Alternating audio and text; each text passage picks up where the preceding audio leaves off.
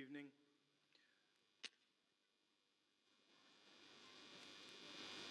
For me, Sitaram Yechury was a friend who operated in the political system. When people look at politics from outside, it's not easy to see the dynamics that take place inside the political system. It's an unforgiving place, harsh place, uncomfortable place, and it brings out mostly the worst in people. It's rare that you see that politics brings out the best in a person.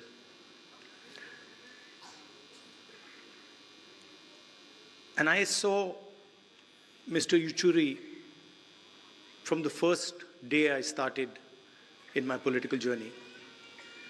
And I observed him quite carefully. And what I found was a person who was flexible, who listened, who, even though he was on the opposite spectrum ideologically, had the ability to understand where we were coming from, and he also allowed us to understand where he was coming from. He was a bridge, in a sense, between certainly the Congress party and other parties in the India Gathbandhan. There are people who are visible and they are upfront, you see them. And then there is the glue that is not visible, that is hidden, but is actually what holds the structure together. And I would say Mr. Yechury was such a figure who, in the India Gathbandhan certainly, and the last UPA Gathbandhan, held the architecture together. And he held the architecture together because he was flexible, because he listened, and he didn't have the common traits that a lot of politicians have: anger, aggression, arrogance. These things were missing, and this is rare in our work. So he was a friend. I dealt with him a number of times, and I always noticed how the stress was countered with the cigarette. And this was always there. And I used to tell him, Yechury ji, what is this?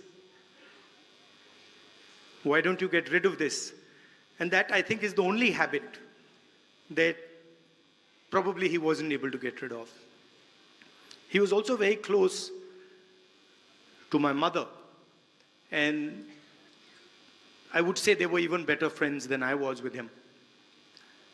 And a few days ago, he came to meet my mother. And they were sitting there, and I saw Mr. Yechury was coughing. And I realized that both of them have the same attitude when it comes to hospitals, which is that neither of them want to go to a hospital under any circumstances. I knew they were watching each other. So immediately I caught Mr. Yechury. I said, Yechury ji, you're going in the car, you're not going home, you're going to the hospital. And I told my office people that, look, he has to go to the hospital. And he was smiling. He was still trying to say, no, I'm not going to go. And that was the last time I saw my friend. I came to the hospital again with the view of seeing him, but unfortunately, that never happened. There were two moments when I was thinking about Mr. Yechury, and I had no answer. One was when his son passed away. and I picked up the phone, and I didn't know what to say. I really just didn't know what to say, and I called him, and then I was silent on the other side because of what he was going through. Probably the hardest moment of his life.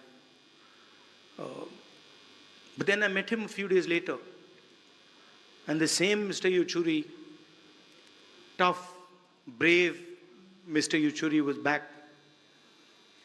And then the other time I didn't know what to say was when I was writing to his wife after he passed, and I was trying to, I had got a draft. We get drafts of letters, and the draft just didn't fit. Normally the draft fits, and this draft just didn't fit. I had to cancel out everything. And so I was thinking, what do I say to his wife who's going through such a hard time? And the only thing I could say is that he was a person you could trust. He was a person that you were sure, 100% sure, that he wasn't compromised in today's situation where there are pressures. It's easy to get compromised. He was not compromised. And whatever he did, he always did for the interest of our country.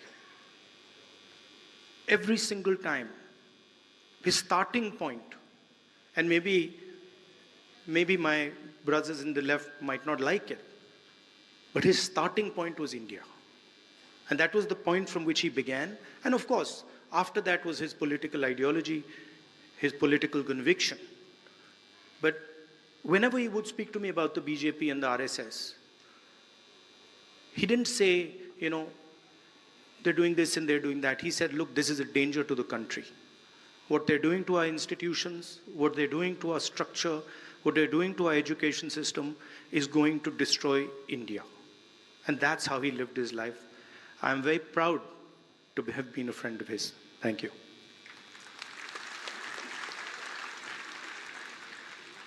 अब मैं